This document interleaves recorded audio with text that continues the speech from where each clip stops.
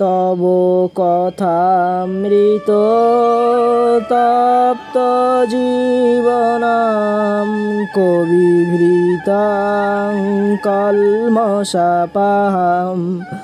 শ্রবণমঙ্গলাং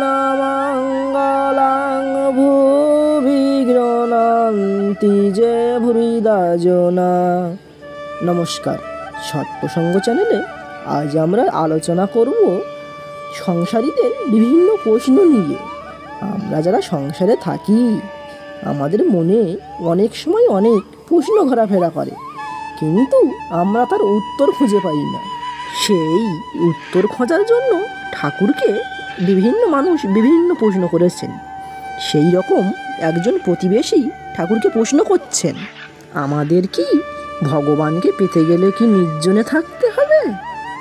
শ্রী শ্রী রামকৃষ্ণদেব বলছেন, ফুটপাতের গাছ দেখেছ? যতদিন চারা ততদিন চারিদিকে বেড়া দিতে হয়, না হলে ছাগল গরুতে খেয়ে ফেলবে। গাছের গুঁড়ি যদি একবার মোটা হয় তাহলে আর বেড়া দেবার দরকার থাকে না, তখন হাতি বেঁধে দিলেও গাছ ভাঙবে না। গুঁড়ি যদি একবার করে নিতে পারো আর ভাবনা কি, ভয় কি? বিবেক লাভ করবার চেষ্টা করো। তেল মেখে কাঁঠাল ভাঙো, হাতে আর আঠা জড়াবে না। প্রতিবেশী প্রশ্ন করছেন, বিবেক কাহাকে বলে? শ্রী শ্রী রামকৃষ্ণ, ঈশ্বর সৎ আর সব অসৎ, এই বিচার। সৎ মানে নিত্য, অসৎ মানে অনিত্য। যার বিবেক হয়েছে সে জানে ঈশ্বরেই বস্তু আর সব অবস্তু। বিবেক উদয় হলে ঈশ্বরকে জানবার ইচ্ছে হয়। অসৎকে ভালোবাসলে যেমন দেহ সুখ, লোকমান্য, টাকা, এই সব ভালোবাসলে ঈশ্বর যিনি সাক্ষাৎ স্বরূপ তাকে জানতে পারা যায় না। সদাসৎ বিচার এলে তবে ঈশ্বরকে খুঁজতে ইচ্ছা করে। মনে নির্বৃত্তি এলে তবে বিবেক হয়। বিবেক হলে তত্ত্বকথা মনে ওঠে, তখন মনে বেড়াতে যেতে স্বাদ হয়। কালী কল্পতরু মূলে, সেই গাছতলায় গেলে, ঈশ্বরের কাছে গেলে চার ফল কুড়িয়ে পাবে, যা চাবে তাই পাবে। ধর্ম, অর্থ, কাম, মোক্ষ। তাকে পেলে ধর্ম, অর্থ, কাম যা সংসারের দরকার তাও হয়, যদি কেউ চায়।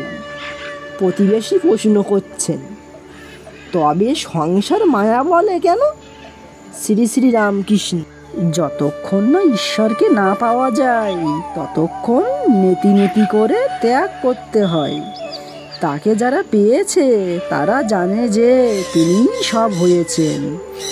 যদি একটা বেলের খোলা, শাঁস, বিচি আলাদা করা যায়, আর একজন যদি বলে, বেলটা কত ওজনের ছিল দেখো তো, তুমি কি খোলা বিচি ফেলে শাঁসটা কেবল ওজন করবে? না, ওজন করতে হলে খোলা বিচি সমস্ত ধরতে হবে। ধরলে তবে বলতে পারবে যে বেলটা এত ওজনের ছিল। খোলাটা যেন জীব জগৎ, জীবগুলি যেন বিচি। যতক্ষণ না ঈশ্বরকে না পাওয়া যায় ততক্ষণ নেতি নেতি করে ত্যাগ করতে হয়। তাকে যারা পেয়েছে তারা জানে যে তিনি সব হয়েছেন, ঈশ্বরই জীব জগৎ হয়েছেন। যদি একটা বেলের খোলা, শাঁস, বিচি আলাদা করা যায়, আর একজন যদি বলে, বেলটা কত ওজনের ছিল দেখো তো, তুমি কি খোলা বিচি ফেলে শাঁসটা কেবল ওজন করবে? না, ওজন করতে হলে খোলা বিচি সমস্ত ধরতে হবে। ধরলে তবে বলতে পারবে বেলটা এত ওজনের ছিল।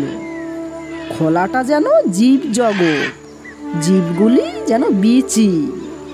বিচারের সময় জীব আর জগৎকে অনাত্মা বলেছিল, অবস্তু বলেছিল। বিচার করবার সময় হাঁসকেই সার, খলাকে আর বিচিকে অসাড় বলে বোধ হয়। বিচার হয়ে গেলে সমস্ত জড়িয়ে এক বলে বোধ হয়। যে সত্তাতে শ্বাস সেই সত্তা দিয়েই বেলের খলা আর বিচি হয়েছে। বেল বোঝাতে গেলে সব বুঝে যাবে।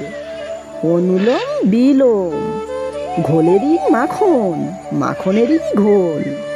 যদি ঘোল হয়ে থাকে তো মাখনও হয়েছে, যদি মাখন হয়ে থাকে তাহলে ঘোলও হয়েছে। আত্মা যদি থাকেন তাহলে অনাত্মাও আছে। যারই নিত্য তারই লীলা, যারই লীলা তারই নিত্য। যিনি ঈশ্বর বলে গোচর হন তিনিই জীবজগৎ হয়েছেন। যে জেনেছে সে দেখে যে তিনিই সব হয়েছেন। বাপ মা ছেলে প্রতিবাসী জীবজন্তু ভালো মন্দ সূচি অসুচি সমস্তই তিনি হয়েছেন।